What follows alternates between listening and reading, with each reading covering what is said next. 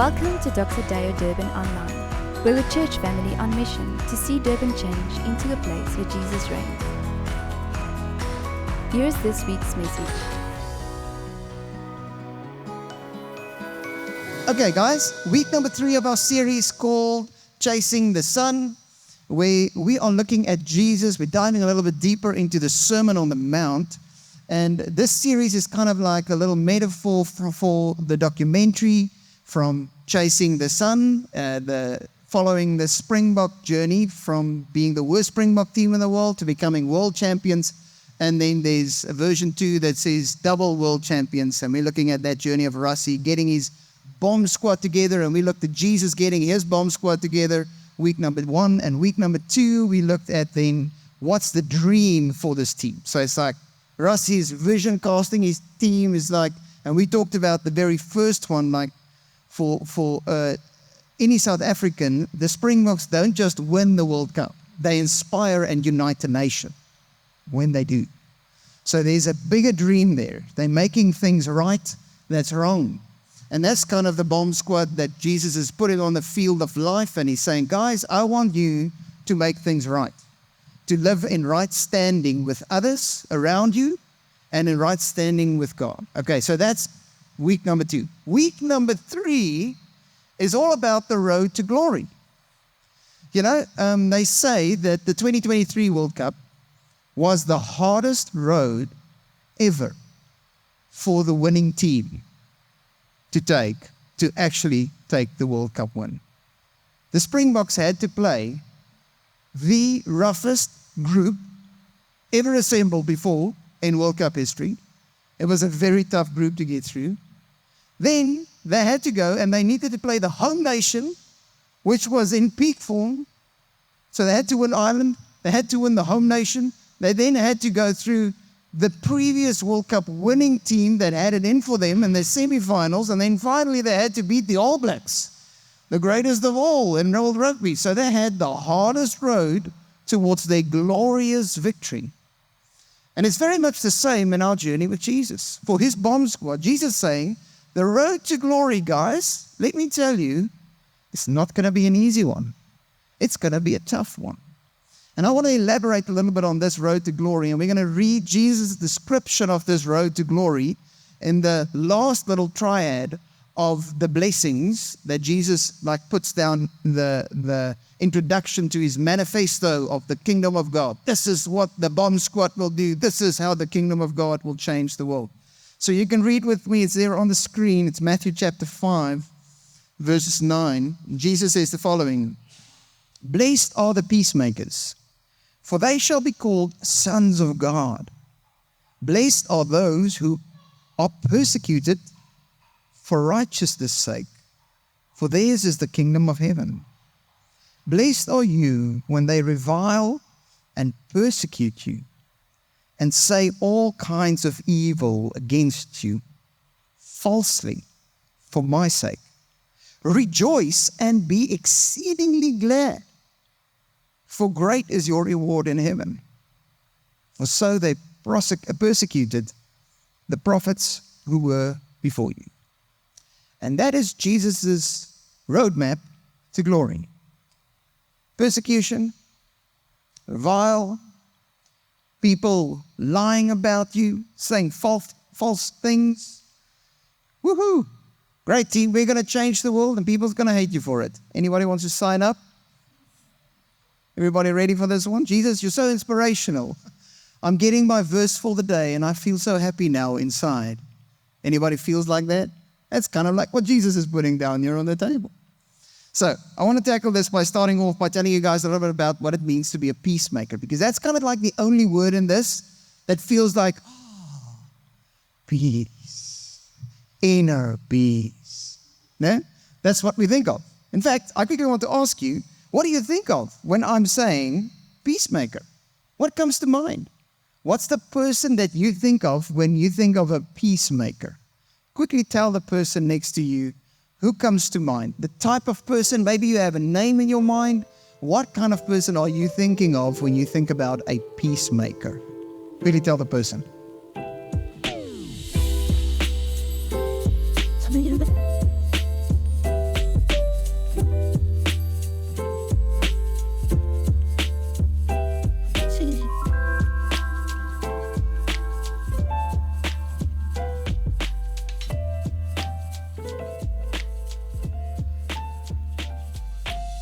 I heard some good comebacks already. So I don't know about you, but usually when I think about a peacemaker, I'm thinking about a very peaceful person, calm person. They're very at peace usually. That's the picture that I have in my mind. However, interestingly enough, if you really think hard about a peacemaker, it's not at all just a nice, peaceful, calm person. It might require of that person to be peaceful and calm in some stages, but a peacemaker is not a job that many of us would put our hands up for. In fact, the way I want to show you this is I want you to just unpack this little word peacemaker with me by looking at the two parts of the word. It's peace and maker. So let's just first start with maker. We're not a peacekeeper. Many of us would love to do that, keep the peace. Just like, ooh, somebody wants to have a fight. Ooh, I'm just going to stay out of it. I'm going to keep the peace. Just keep the peace, and we want to walk away. Anybody like that? Nope. That ain't peacemaking. That's peacekeeping. And Jesus is calling us to be peacemakers. So in other words, the first thing that I want you to note is that peace is something that we make. It's not just something that's there, that we keep. It's something that we need to work at, to make, to bring together. That's the picture of peacemaking. In fact, peacemaking is actually putting yourself in the middle of someone else's conflict and becoming a broker of peace, a mediator, to try and see that these two spaces and people and environments that's in conflict with one another might finally see eye to eye, agree to disagree, and hopefully, ultimately, start loving one another and blessing one another. That's the picture of a peacemaker. It's not at all a comfortable space.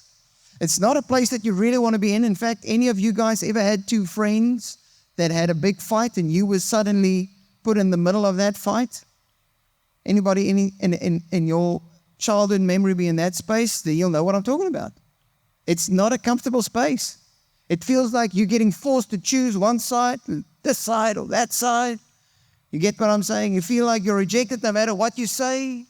This person will not like you if you say that. That person will not like you if you say that. So what do you do now? And you're confused, and you're tired, and you're hopeless. That's the picture of someone that's putting themselves in the middle of spaces that's being broken down. That's a peacemaker. Okay, so that's the word making. The second part of this word is the word peace. And the biblical word for peace is the word shalom. And I've said this before as well, but the word shalom in the Bible, so the word peace, means far more than just the absence of violence. The word peace in the Bible, shalom, means actually bringing wholeness, putting together, fixing stuff that it's whole and complete just as it is supposed to be. So on that series, The Chosen, you will, if you've ever watched it, you'll see the Hebrews always greeted one another. All the Jews would say shalom when they say hi, or shalom when they say goodbye, and so on and so forth. But when they want to bless someone else, they would say shalom, shalom. That would be perfect peace.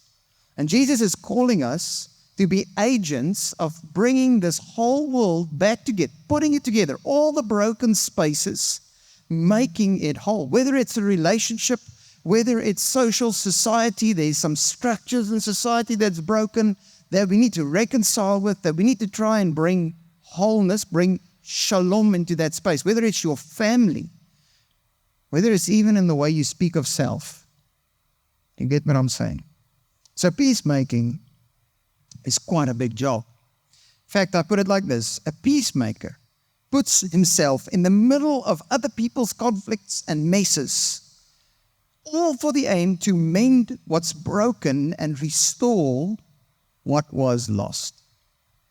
That's the role of the peacemaker. And God says they have the good life. Does it sound like the good life? Anybody wants to put up their hands for peacemaking?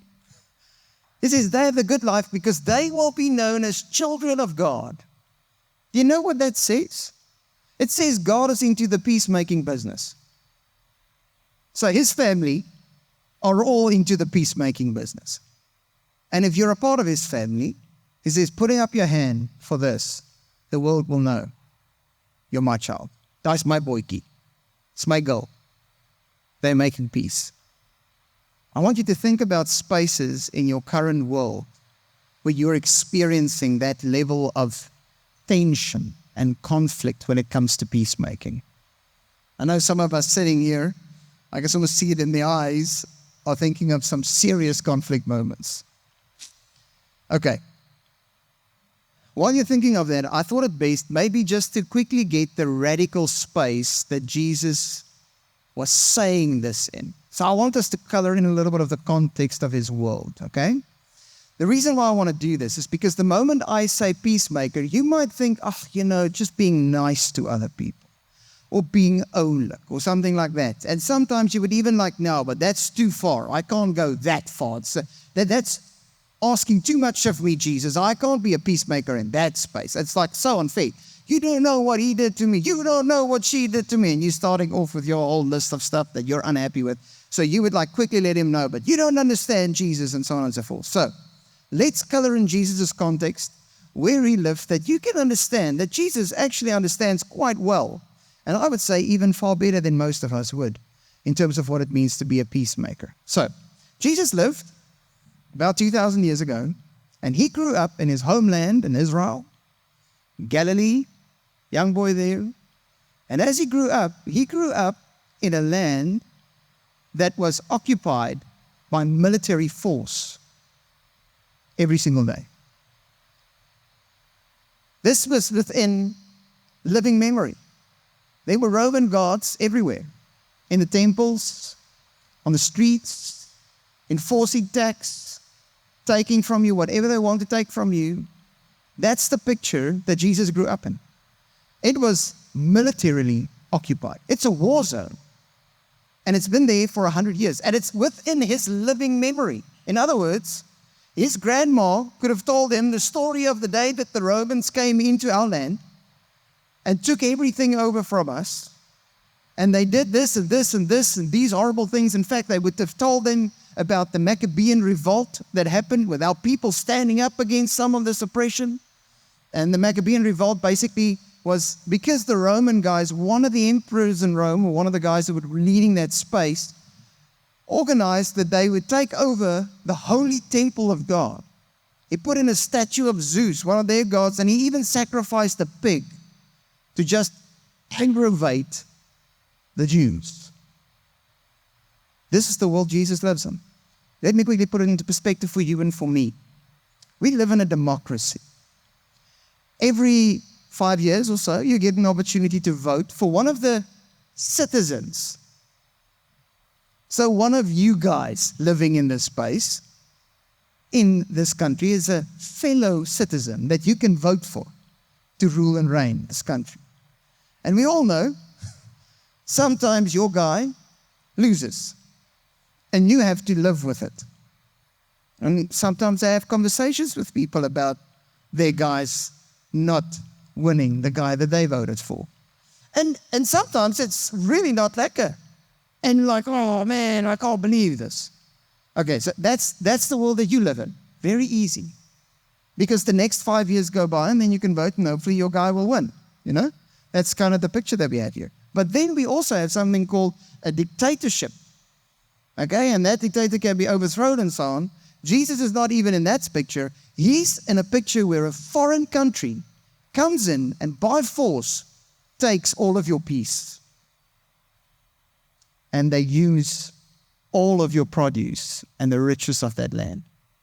And it's in that context that Jesus says, blessed are the peacemakers. He's telling all of his fellow Jews, I'm calling you to make peace, to be a broker of peace between the guys that killed your mom and your dad, the guys that's every day looking down at you as if you're nothing, that doesn't care about what you value. They actually spit on it and they humiliate you on a daily basis. You need to carry their stuff for them. I'm asking you to be a peacemaker there. Do you now see? Not an easy picture. Maybe to color it in a little bit more, you can imagine when Jesus says, I want you to make peace in that circumstance, that there are quite a few different opinions on how we're going to be making peace within this military occupied land. So I want to introduce you to 4 groups of people that Jesus most commonly probably would have connected with, definitely he had, and what their views would have been about this message of peace. So first, we had the Sadducees, okay? Because they're so sad, you see. Like a Sunday jokes in, Sunday jokes in. Okay, no, on a serious note, the Sadducees were like the aristocrats. They were the guys in power. They were wealthy, and they were functioning only in the temple. They only believed in the first 5 books of Moses. They believed all the other stuff is like child's play. Don't even come and bring David's Psalms and stuff like that to me, or any of the prophetic books. It's only the first 5. That was their religious position. But more important, their political position was, we are the ones in power. For instance, Caiaphas, the guy that sentenced Jesus, that organized and orchestrated Jesus to be caught, was a Sadducee. He didn't like the fact that Jesus was growing in power. So what the Sadducees did in this Roman-occupied world is they actually started saying, okay, well, who's the guys in power? Those guys. Okay, we want to be cushy with them. We just want to make sure that we have some power. We're not going to give up our seats or our values or our beliefs. We keep this, but we are, we want to make sure that we have power wherever we can. That's the Sadducees. You can imagine the reason why they're saying it is, if we do this, if we're cushy with the guys in power, we can maybe mediate a bit of peace for our nation and for what we believe. Do you guys see the way of peace here? Skillful politician. Okay, then you have the Pharisees. Okay? And the Pharisees were very much like the Sadducees, hunger for power, but they were not high up in Washington, D.C. or in whatever spaces in the White House. They were the guys who had boots on the ground. They were among the people. They were relying on the power of the people, and they would get it many different ways, either by people saying yes, yes, yes, yes, yes, or scaring them into fear or driving them with a lot of guilt as Jesus would confront them in this process. But these were the Pharisees, and they would say, like, if we can just keep the people chilled, then we can broker some peace here for what we have. Then you had the Essenes. It's also known as the Qumran community. Now, the Essenes, the Qumran community, is a very famous, maybe you've heard about it. We get the Qumran scrolls from that. It's caves that they found. The greatest archaeological biblical discovery in the past century was that, where they found a lot of old scrolls. Now, we got that from this community because the Essenes were the community that believed the way to broker peace is to go off grid. I don't like the government. I don't like how things are working, so I'm just going to leave and build my own little space and do things my way. I'm going to start an organic farm out there, go off grid, put up some nice sun panels and farming back because I need to get out of this world because this world is evil. It's bad. That's the way that I will make peace with the situation that I'm in. Sounds familiar? Last group of guys were called the Zealots. Now the Zealots, they believed bringing peace would happen only by force. So you meet evil with evil, and then God will bless you and you will win, and by force you will have peace. And not a lot of guys really like the Zealots. Even the Jews sometimes thought, oh, these guys are a little bit crazy and but radical. And so there you have it. There's the picture. And it's with these guys' opinions that Jesus steps into the middle of them all, and he's saying, guys, I'm going to show you the way of making peace. So I'm quickly going to show you just a little short sentence for each one. To the Sadducees, Jesus would be saying, and the Pharisees, by the way, the greatest among you should be your servant. Serve one another. Those in power, bow down and serve. Wash feet. That's the way Jesus would bring peace to those guys who are in power. To the Essenes, the guys that's living off grid, Papa, he would say, yes, you're not of this world, but you are in it. And I'm calling you to love one another as I've loved you. Not to run away from this world, but live inside of it. Be there.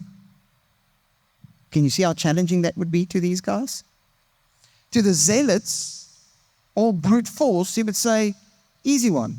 Guys, I want you to love your enemy. There's this very beautiful scene I love so much in The Chosen, where one of Simon the Zealot comes to Jesus. He actually had a zealot in his disciple group. And he offers to, when he meets Jesus, stands before Jesus. What a moment.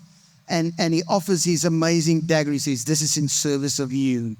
I will be your general in the army. That's kind of like the pose that he's putting there. And Jesus takes it and he's like, wow, sure, impressive, next level. Next moment, chucks it into the water. And the guy's like, huh? I said, didn't see that coming, huh? So to all the zealots out there, Jesus is asking you to chuck that thing in the water and start loving those who hurt you. He's saying something radical. He's saying to these guys, the people that kills you, the people that takes your money, that makes life terrible to you, I want you to go out there and bless them. Do you see how radically different Jesus' world of peacemaking is? And can you also see that it's not an easy road? In fact, I thought to myself when I ended up here, who will sign up for this job? Not an easy one. And you know what's shocking is that right after this, Jesus says, because you are peacemakers, you will experience persecution. People will persecute you, check this in verse 10, for righteousness' sake. People will persecute you for doing right by other people, but for being a blessing. So you can imagine, we always think the persecution comes from the Roman guys that's angry at Jesus. No, it came from the Sadducees. It's actually his own guys. And they persecuted him because they didn't agree with what he said they had to give up so that we can have peace. Do you see what's happening? So sometimes on the peacekeeping journey, it's not necessarily the guys that's coming in as enemies. It might even be your friends. That yes, they need to give up something. They need to forgive. They need to be generous. You know, when the pastor talks about the BFC now, we need peacekeepers. Usually that's one of the big ones. Pastor. So peacekeeping is something of that journey when you say stuff that people don't want to hear, but they need to. And you're doing it in a kind way. He also says that you get persecuted for whose name's sake? For his name's sake. You know, I've seen people sometimes like just and in some other way just falling victim and prey to this persecution complex mentality. Oh, I'm being persecuted. Meanwhile, the way I'm speaking to my neighbor is so unkind. And the way I'm telling the truth about Jesus is actually worse than the way he's handling me. And now, Pastor, I'm getting persecuted for Jesus. It's tough times. No, you're not getting persecuted for his name's sake. You're getting persecuted for your stupidity. And you're not busy loving the person next to you. You need to actually listen to what that guy is saying. You need to start speaking and being kind. So it's interesting that Jesus is talking about a certain kind of persecution. It's for his glory, not mine. It's not my name's sake. It's for his name's sake. Because wherever I go, I am a child of God. I will be known as one of his because I'm a peacemaker. I want to end off with 2 stories. Because I am wondering to myself as I'm preparing this sermon, why would anyone in their right mind want to sign up for the bomb squad when this is the road to glory? Why would you willingly put yourself in the position where people will reject you and hate you and don't like you? We have to speak stuff that people don't want to hear. Why? No one in their right mind would want to do it. So here's 2 stories, maybe to inspire us and help us to get a bit of perspective. The first story is about a pastor called Wayne Cordero. It's a pastor in Hawaii. Amazing guy. And I'll never forget the first time I heard him speak. Actually, he spoke very deeply into my life. It was at a global leadership summit, and he spoke on the topic of rest and a balanced life. It was very, very powerful. Later on, he told a story that I also heard, and it's a story about him and his wife going to China quite often, and they training people that's in the church, leaders in the church in China at this stage in that space. And they would go over to go and do a bit of training in China for these leaders. And he told about one of the trips that they made there. And they got into one of the cities in China, and they went up to a top building right up there, and they were waiting for people to come from all over China. Some of the people even had to take a 13-hour train ride just to arrive at the location where they're going to have a little bit of training for leaders. The 22 people that showed up, it's the underground church in China. They actually came 2 by 2 up in the elevator just to not look suspicious. And then they went to go and sit in a small little room, not big like this one. They could just fit in all the people. And no aircon, super hot, very uncomfortable, and these guys are ready to be taught. And then he said, in China, it works a little bit different.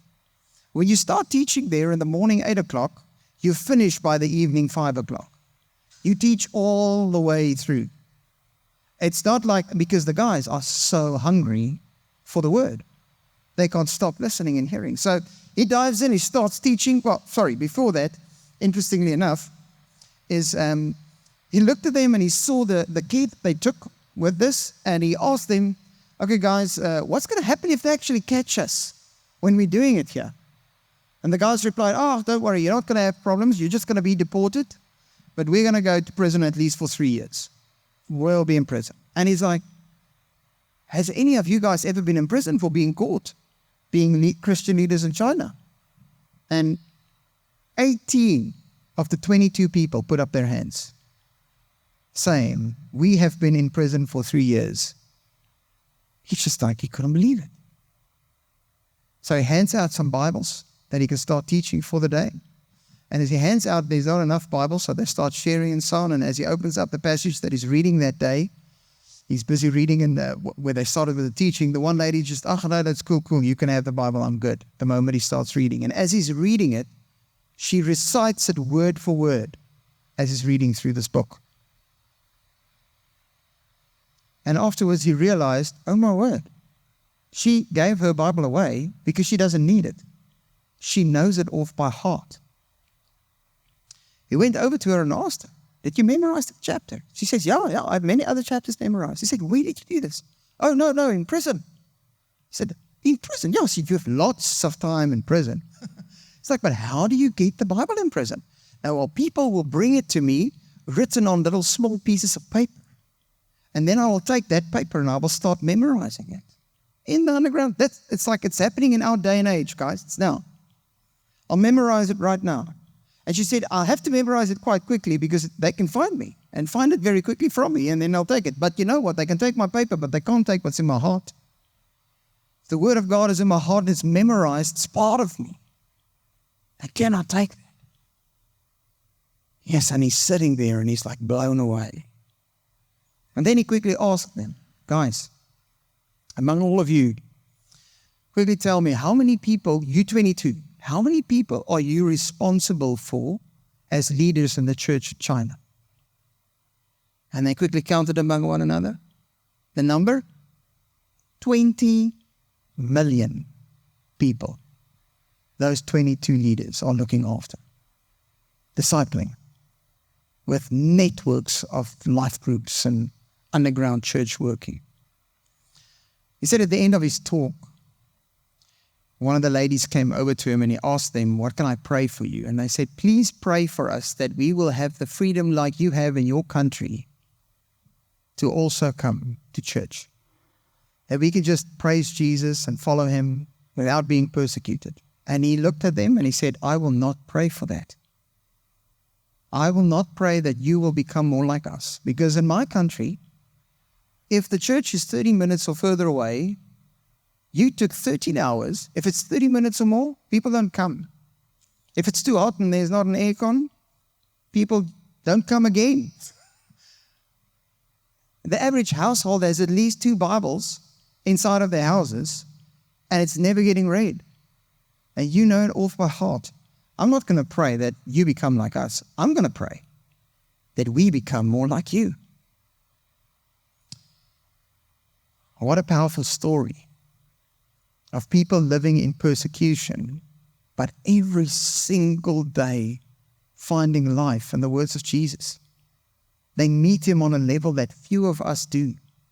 There is a blessing in persecution. Can I just say this? Have you ever gone through a hard time with someone in your life? There's a bond that takes place when you hang next to someone on a cross. With me? A bond of fellowship that you just cannot experience in any other space. But in that space, there's blessing in that. As Jesus says, be glad, rejoice, for great is your reward in heaven. Your intimacy with the Father is going to go to next level spaces when you start becoming a peacemaker and a broker of peace. I wanted to play this little story, and then I'm going to end off for us. It's a testimony of one of the guys that's in the church, the underground church in China, that reached out to an oak in North Korea. 이 초등학교에서 우리는 선교사들은 모두 승량이 In 되라고 primary school, we were taught that all missionaries were terrorists. 나중엔 They 잘해두지만 told us that a missionary will be nice to you at first, but when they get you into their homes, then they will kill you and eat your 선교사들은 모두 liver. 승량이 되라고 배웠습니다.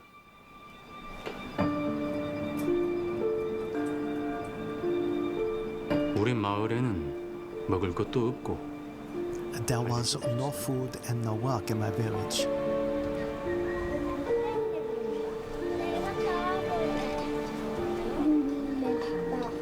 다른 사람처럼 Like 산소입니다. some others, I snuck across the mountain border into China.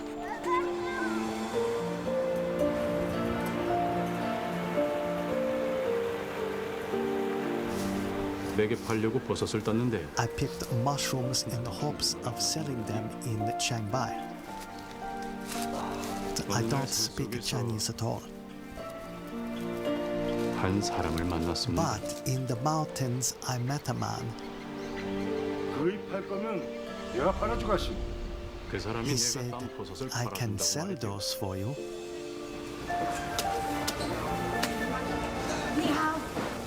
And he didn't cheat me. He gave me all the money from the sale.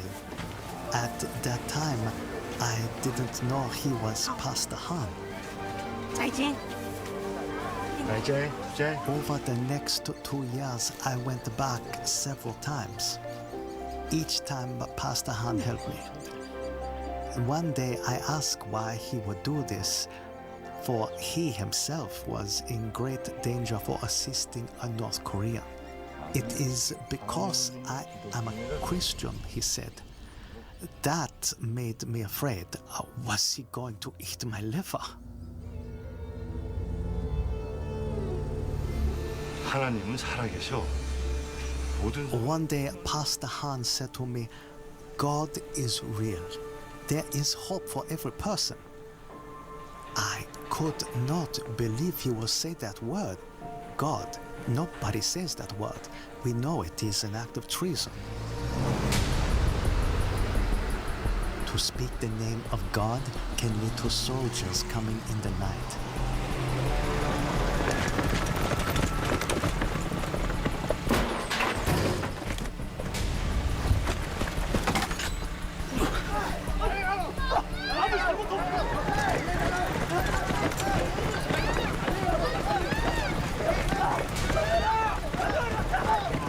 There will be no trial.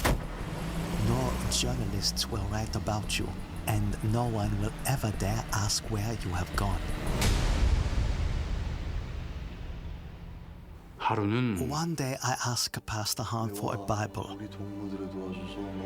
He knew that if I was caught with a Bible, my life would be in danger. But over time, I persuaded him. I showed the Bible to my wife. 성경이요? At first, she refused to even look at it. Why would you bring that here? She cried. She knew that if anyone reported that you had even glanced at a Bible, you would be arrested. And not just you. You and all your relatives sent to the concentration camps for years and years and years.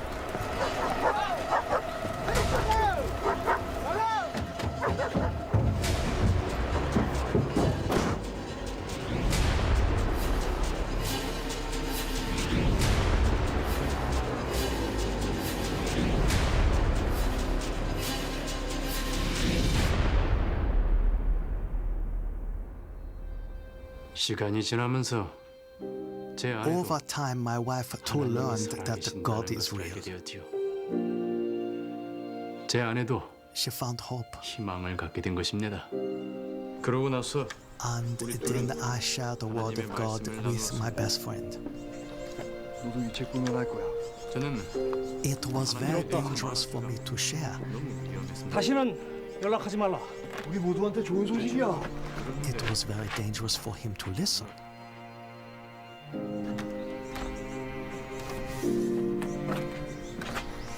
One day in the summer of 2016, we heard that some North Korean assassins were being honored by the government, rewarded for their good work for killing a terrorist missionary in Chiang-Mai. We knew it was Pastor Han.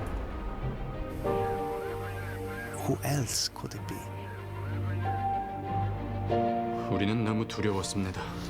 We were frightened. 그들이 내가 Did they 한 know 목사와 he was my 연결이 friend? Did they know I had met with him many 내가 times? 여러 번 한 목사를 만났다는 것을 알아냈을까?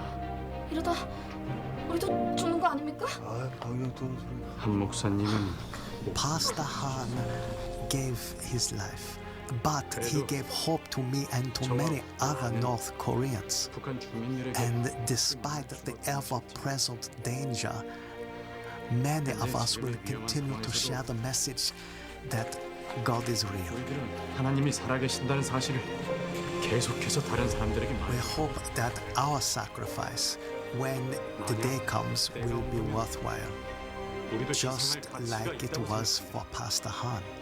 한 목사님이 그러셨던 것처럼 말입니다.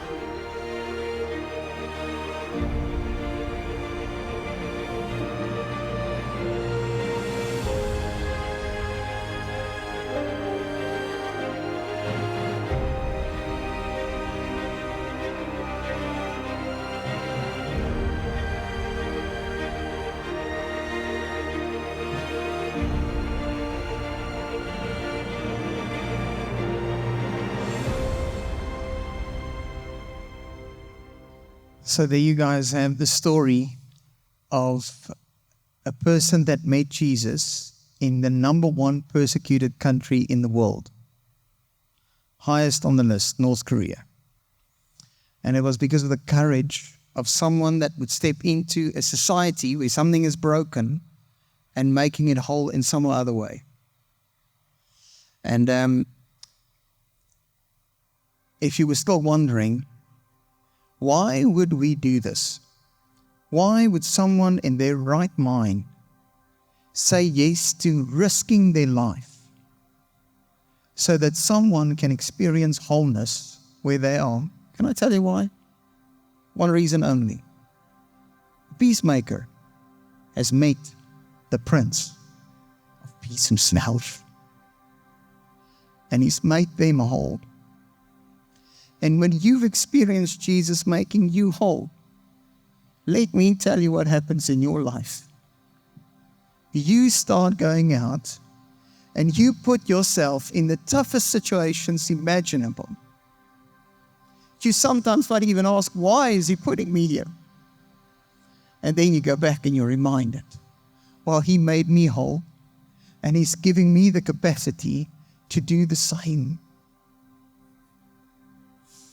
So guys, if you're struggling to make peace, to be a peacemaker in this world, go and spend time with the Prince himself, the Father of peace, the one that makes us whole, and ask him to come and make you whole in the spaces where it feels like things are falling apart.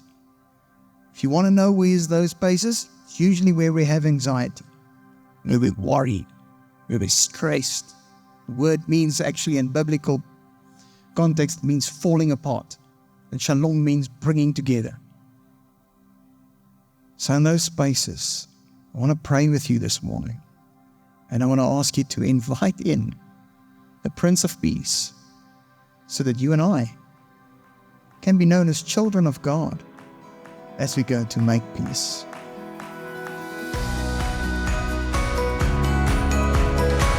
Thanks for joining us online today. As a family, we would love to meet you in person, so plan a visit to our Dr. Deo Durban campus by going to drdeo.org/Durban.